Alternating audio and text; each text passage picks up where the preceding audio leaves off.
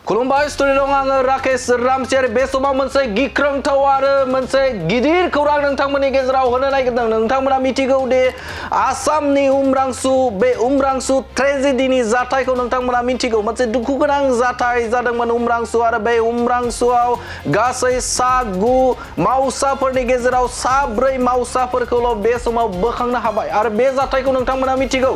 दासिमबो 5 मावसाफोरखौ बे उमरांसु खैला खनिनिफ्राय बोखांनो हायाखै। गोबां नाजादों बेयाव SDRF, NDRF, इन्डियान नेभि आरो इन्डियान आर्मि गोबां बेवहाय रैखाथि गोनां बा बिफानारिफोरा बे समाव नाजादों, नाथाय नाजासेयावबो दिनैसिमबो बोखांनो हायाखै 5 मावसाखौ। नाथाय बे जाथायखौ लानानैनो थामहिनबा बे जाथायखौ लानानै हादर नाङैनो आसाम नाङैनो बे समाव संखिखांनाय आरो मोनसे दुखु गोनां जाथाय सोमजिनायखौ नोंथांमोना नुनो मोनदों आरो बे समाव नोंथांमोननो मोनसे गिदिर खौरां जोंनिसिम आखायाव सौफैदों। मोनसे गिदिर खौरां बे समाव नोंथांमोननि गेजेराव होनो नागिरदों। मोनसे जायगा जाय जायगायाव खनि जावबाय थानाय समावनो 500नि गोजौआव बा मावसाफोरा थाबथादोंमोन आरो बे थाबथानायाव 100 मावसाफोरा उखैनाय आरो दै गांनायजों जिउ खहा जाबाय। जिउ खहा जानाय जाथाय सोमजिखांदों हादराव। थारैनो मख'नांगोन जे बे समाव 500 मावसाफोरानो खैला खनि जावनाय बायदिनो बिथांमोनाबो सनानि खनि जावदोंमोन, आयेन बेरेखायै सनानि खनि जावदोंमोन आरो बे जावनायावनो गासै 500 मावसाफोर सन्देह खालामनाय जादों दि 500 मावसाफोरनि गेजेराव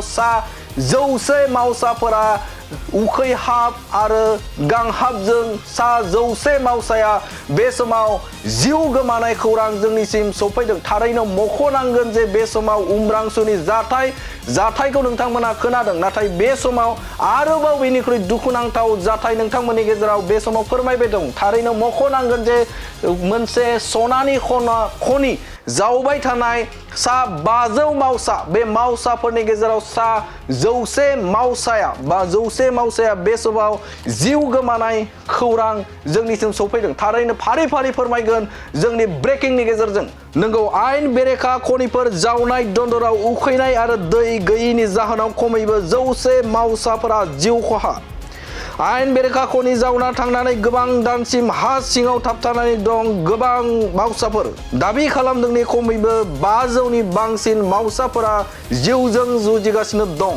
दासिम दै आरो जाग्रा आदारनि आंखालाव 100 मावसाफोरा जिउ नागारनो गोनां जाबाय। माइनिं एफेक्टेड इउनाइटेड कमिउनिटिज इउनाइटेड इन एक्शननि बुंथिगिरि साबेल मंगनेया फोरमायदों दि खनिनिफ्राय बोखांनो हानाय मोननै सेल फन भिडिअ'आव गोबां डजन गोथै सहफोरखौ प्लास्टिकजों खोबथेना आरो लोरबां सुबुंफोरखौ जाग्रा आदार रैखाथिनि थाखाय खावलायनाय नुनो मोनदों। बे उखैनाय सुबुंफोरा उखैनायनि थाखाय थैगासिनो दं, भिडिअ'आव सासे सुबुङा बुंनाय खोनानो मोन्दों। बे जाथाया जादों खोला आफ्रिकानि सा-सोनाब ओनसोलाव मोनसे नागारजानाय सनानि सन्देह खालामनाय जादों दि खमैबो 500 मावसाफोरा थाबथानानै दं आरो बेनिनो 100 मावसाफोरा उखैनाय आरो दैनि आंखालाव जिउ गोमाबाय आरो गोबां मावसाफोरनि जिउ खहा जानायनि सन्देह दं होननानै जोंनिसिम खौरां सफैदों। गोजोनथाव खौरां।